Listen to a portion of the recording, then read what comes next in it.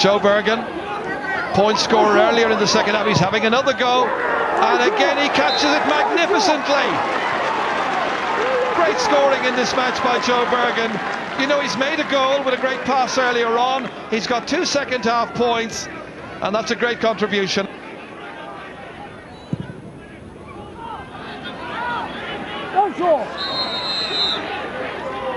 Once again the pressure is on Tyrone. 14 men really struggling at this stage as that's kicked by Gary Syce, and it's almost like target practice at the very end. Pointed each half for Syce. 115 to 13 points now. Big gaps. Tyrone look tired. Galway much fresher. Colm Kavanagh. Nervous ending for Galway. Still ahead by 4 points. Tommy McGuigan. Back to McCullough. They need a goal. That's taken down by Joe McMahon. Had Sean Kavanagh inside. Back it comes once again. That was so close for Tommy McGuigan. Oh my goodness me. Inches away from putting Tyrone within a point of Galway. That is how close he went.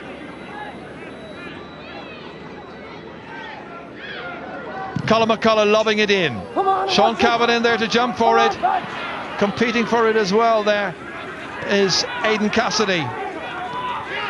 Fair old distance out still. They try and work it. 3.5 minutes of injury time now played. The game won't end until the ball has crossed one of the boundary lines. A free in for Martin Penrose. Lobbed in among the mix. In they go for it. Out it comes towards Gary O'Donnell. And the Tuam man kicks it out of play. And Galway win their second National League match of the campaign. Joe Kernan's team prevailed this afternoon. They showed a good attitude and they won in the end here, beating Tyrone by 1 goal and 15 points to 14 points. This division is tough, and we've had a couple of performances which we certainly weren't pleased with, and if we didn't get these 2 points today, certainly relegation was a major possibility, and certainly myself wouldn't want that, and certainly the team wouldn't want that. I know we've had a lot of injuries, and you can make excuses, but players have to stand up some days, and they certainly stood up today. So Galway, without the injured Michael Meehan, responding well to the challenge today. Anthony told, the other thing is, I suppose, Galway went back to the spiritual home of Tuam, and it seemed to have worked the trick for them. Yes, it worked for them today. I think it was a very, very important one for them. They were staring relegation in the face. Joe Kernan needed something from them, given how they capitulated against Kerry, and he got a reaction from his players today, is what the manager wants. And the margin shows a 4-point win for Galway, but I always felt that they were more comfortable in that 4-point margin. Deserved their victory. They played the better football. And Tyrone, you know, you look at, they say they're not going to panic. They don't do panic, but I'm sure they're beginning to get a bit concerned about the way they're playing. The positives for them today was really only Martin Penrose up front. Their attack didn't really function. Okay, if Sean Kavanagh come back on, got a half out of him, maybe the next day they'll have him for full game. Stephen O'Neill still to come back in there.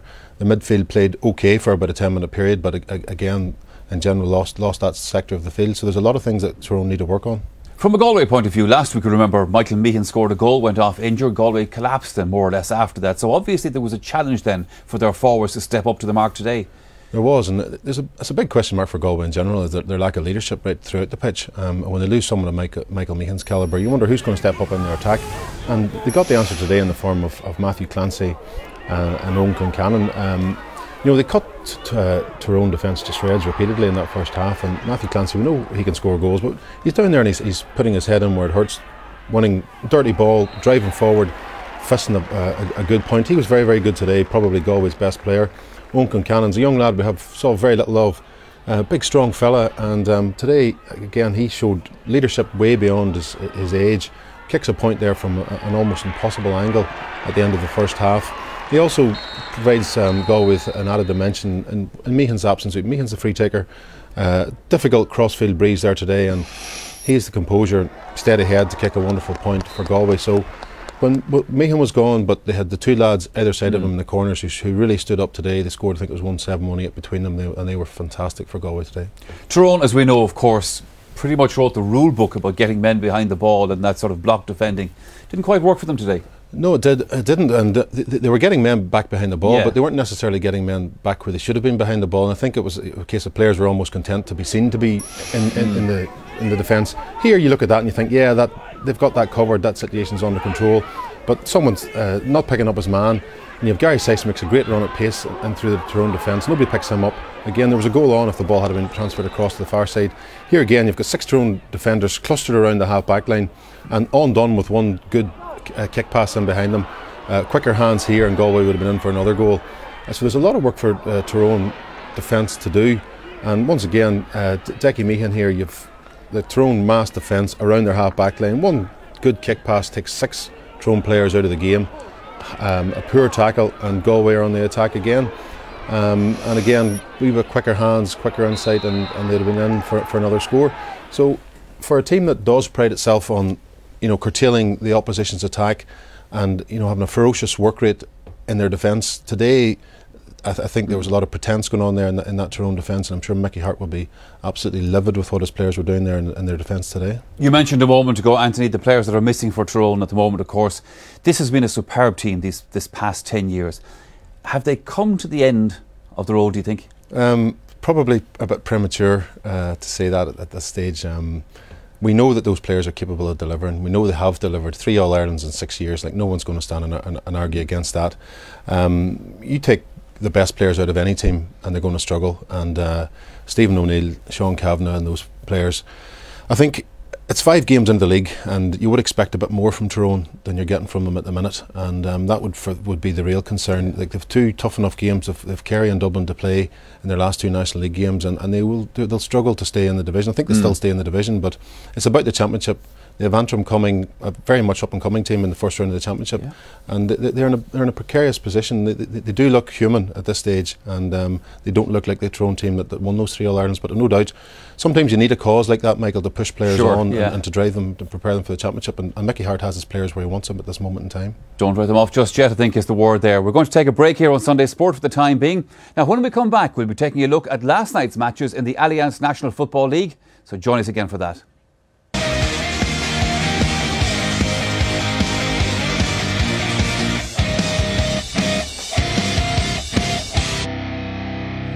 And you're welcome back again to Sunday Sport. Now, last night in the Allianz National Football League, we had 2 very attractive matches, one in Division 1 and the other in Division 2. Now, in a little while, that Division 2 encounter between Down and Armagh in Uri. But first, though, we're headed for Páirc Uí Rinn for the meeting of Cork and the league leaders Dublin. Here's John Kenny. Dublin went to Páirc Uí Rinn unbeaten. 4 wins in a row to kickstart what could be a serious league challenge. And they made 3 changes from the side that beat Monaghan last week. Cork were looking to get back on track after last week's defeat to relegation threatened Tyrone. And there was a decent crowd at hand to witness last night's game. And it was the home side that showed much more desire in the opening salvos, with the sides level at 2 points apiece. Substitute Kieran Sheehan fed Paddy Kelly, who put over this point to put Cork 3 points to 2 ahead. Cork extended that advantage shortly afterwards with the opening goal of the night. From a free kick, Paul Kerrigan fed Alan O'Connor, who in turn found Daniel Goulding, who finished to the net.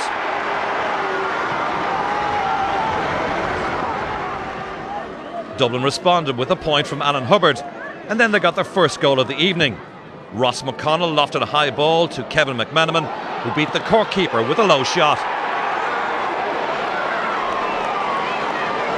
But back came Cork with points from Derek Kavanagh and Kieran Sheehan before Paddy Kelly broke through the Dublin defence. He found Paul Kerrigan, who beat the Dublin goalkeeper Michael Savage to help Cork to a 2-8 to 1-5 half-time lead.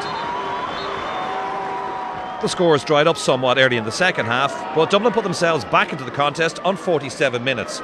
Dublin full forward Bernard Brogan showed great determination to burst through the rear guard to register the Dubs' second goal of the night. But Cork held their nerve over the remaining minutes of the game, and helped by scores from Daniel Goulding and Alan O'Connor, Conor Coonahan's men eased ahead of Dublin, and their final score of the evening came from full forward Paul Kerrigan to take his tally to 1 goal and 2 points. Indeed, Dublin only got 2 scores in the whole of the second half. This Conal Keaney free, added to Brogan's second half goal, scored to near silence at Páirc Uí Rinn. In the end, an easy 7-point win for Cork against the Dublin side that really disappointed in the second half. The final scoreline at Páirc Uí Rinn, Cork 2-13, Dublin 2-6. Yes, that was a good home win for Cork last night, and it keeps them well in contention for a place in the final. Now, meanwhile, up the other side of the country, there was the top of the table Division 2 clash between Down and Armagh in Uri, and I'm sure going there, a bit of a strange feeling for the Armagh manager Paddy O'Rourke. Reporting on this one is Joe Stack.